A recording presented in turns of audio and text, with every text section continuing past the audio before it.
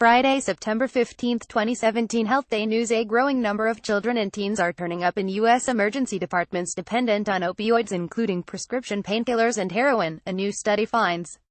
Researchers found that in 2013, nearly 50,000 patients aged 21 and younger were diagnosed with opioid dependence or addiction.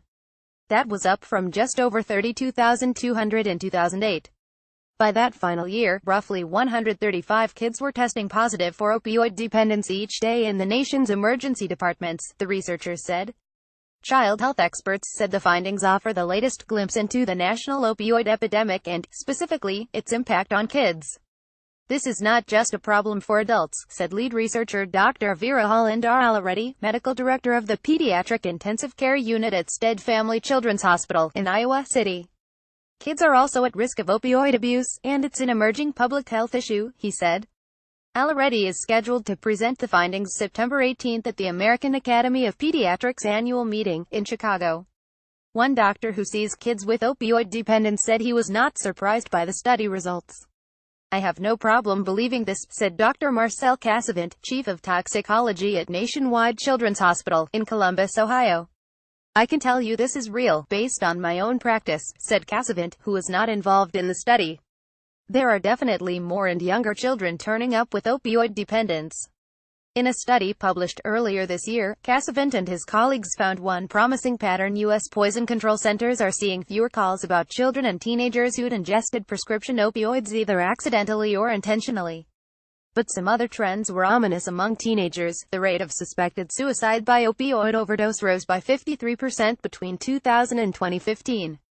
The new study focused on opioid dependence and addiction among young people, using emergency department records from a nationally representative sample of U.S. hospitals. In 2008, there were 32,235 patients younger than 21 diagnosed with opioid dependence or addiction. By 2013, that had risen to 49,626, the findings showed. The large majority of those visits, 88%, were made by 18 to 21-year-olds, while 16 and 17-year-olds accounted for over 8%. But there was a handful of cases among children younger than 12, Already said. Opioids include heroin, as well as prescription painkillers like OxyContin, Percocet and Vicodin. Starting in the 1990s, U.S. doctors started prescribing those pain medications much more often, over concerns that patients with severe pain were not being adequately helped. Nationwide, sales of prescription opioids rose 300% between 1999 and 2008, according to the U.S. Centers for Disease Control and Prevention. But there was an unintended side effect, a sharp rise in painkiller abuse and diversion, meaning the drugs increasingly got into the hands of people with no legitimate medical need. Already said his team had no information on the context of kids' opioid dependence, whether they were abusing prescription drugs or heroin, or whether it began with a legitimate prescription from a doctor. The records were from kids who came to the ER for any reason, and the doctor had the suspicion to test for opioids, Already said. It is possible, he noted, that the increase in diagnoses between 2008 and 2013 was due to increased drug screening, at least partly.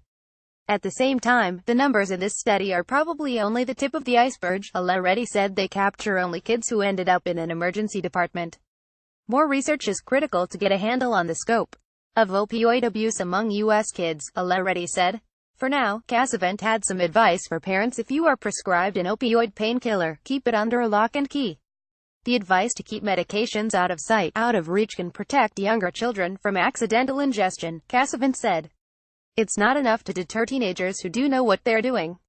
Research presented at meetings should be considered preliminary until published in a peer-reviewed medical journal. Sources: Vera Hollander-Already, M.D., Clinical Associate Professor, and Medical Director, Pediatric Intensive Care Unit, Stead Family Children's Hospital, University of Iowa, Iowa City. Marcel Casavant, M.D., Chief Toxicology, Nationwide Children's Hospital, Columbus, Ohio. September 18, 2017. Presentation, American Academy of Pediatrics annual meeting, Chicago.